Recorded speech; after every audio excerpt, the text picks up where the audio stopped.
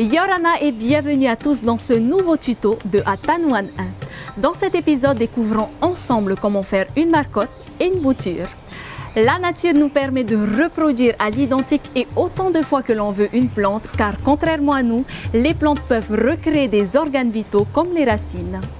La bouture et la marcotte sont des moyens efficaces pour cloner nos meilleures plantes et permettre de garder la génétique d'une plante choisie, ses propriétés, son goût, sa maturité et sa résistance naturelle. Découvrons ensemble, étape par étape, les méthodes du marcottage et du bouturage. La technique du bouturage est le moyen le plus efficace, le plus simple et le moins onéreux de multiplier un grand nombre de végétaux. La bouture est une partie de la plante, racine, feuille ou tige, qui, séparée du plant mère par une coupe, est replantée en terre ou dans un pot. Placée sous conditions appropriées de température, d'humidité et de nutriments, la bouture produira des racines, puis va recréer un clone identique au plant d'origine. Le bouturage convient à la plupart des plantes, notamment aromatiques comme le romarin, le basilic. On l'utilise également pour de nombreuses fleurs et pour certains fruits et légumes comme la patate douce, la canne à sucre, l'oignon vert.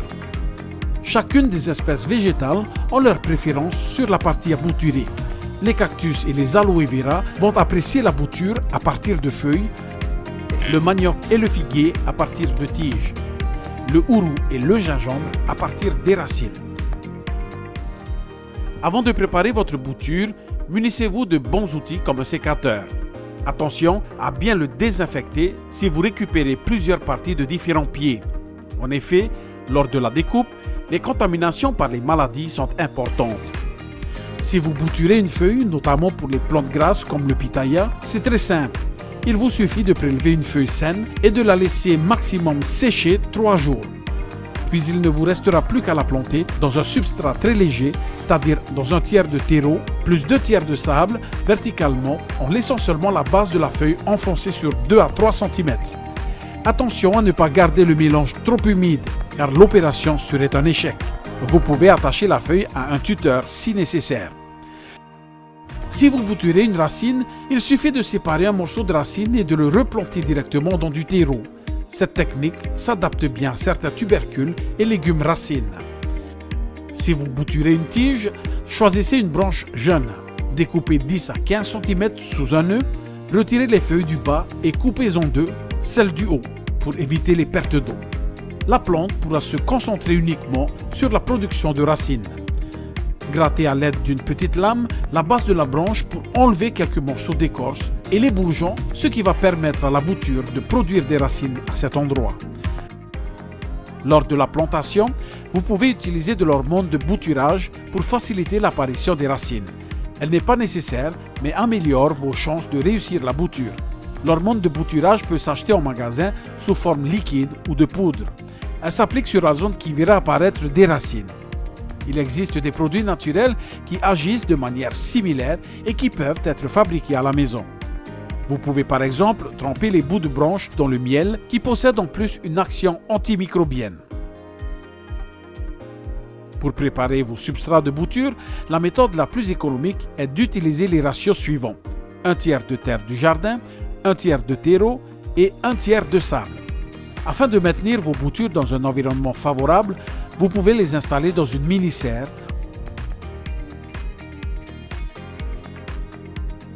ou plus simplement sous une demi-bouteille coupée.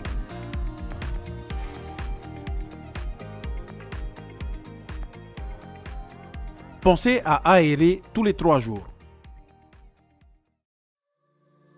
Le marcottage est également une technique de multiplication, mais à la différence du bouturage, le marcottage se fait sans séparer la future nouvelle plante du pied mère. Du moins, pas tant que celle-ci n'aura pas fait de nouvelles racines. Elle convient aux végétaux composés de bois tels que le mangoustan, le litchi et le ramboutan. Elle est également très utilisée pour les tiaret-haiti et autres gardénias. Il consiste à inciser le rameau à son extrémité avant de l'installer dans un manchon fermé hermétiquement et rempli de terreau. Cette méthode présente l'avantage de pouvoir fournir directement de grands sujets à replanter. Pour démarrer, choisissez un emplacement suffisamment long, 10 à 15 cm, puis à l'aide d'un cutter, Faites une incision en forme d'anneau d'environ 0,5 mm en profondeur et de 2 à 5 cm de largeur, de préférence sous un nœud. Enlevez l'anneau d'écorce et veillez à bien gratter les 2 fines couches sous l'écorce pour arriver jusqu'au bois vivant, sans quoi la marcotte ne prendra pas.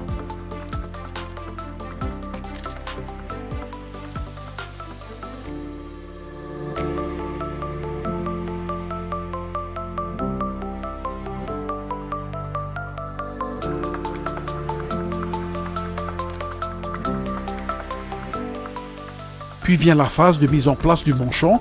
Vous pouvez utiliser du plastique, de l'aluminium ou une coque de noix de coco. Bien humidifiez le mélange à l'aide d'une bouteille d'eau. Commencez par lier le bas du manchon en faisant un nœud avec une corde ou à l'aide d'adhésif sans comprimer l'écorce. Remplissez-le d'un mélange de terreau, de bourre de coco ou de mousse. Fermez soigneusement la partie supérieure du manchon pour conserver l'humidité. Puis attendre au minimum 4 à 5 semaines pour voir apparaître les racines. Détachez la marcotte en la coupant juste en dessous des racines. La planter dans un pot et l'installer à l'ombre. Arrosez très régulièrement jusqu'à la reprise. Grâce à ces petites méthodes, vous allez pouvoir réaliser vos propres marcottes et boutures. À noter que certains arbres fruitiers doivent être greffés, c'est-à-dire que la bouture est insérée sur un autre plan dont les racines sont plus adaptées. C'est le cas des agrumes par exemple. Dans ce cas, le bouturage ou le marcottage ne sera pas adapté. Pensez également que les plants issus de boutures ont un système racinaire souvent plus fragile. Prenez bien soin de lui, apportez la nourriture suffisante et de les protéger du vent. Maintenant, il faut planter pour récolter. À vous de jouer!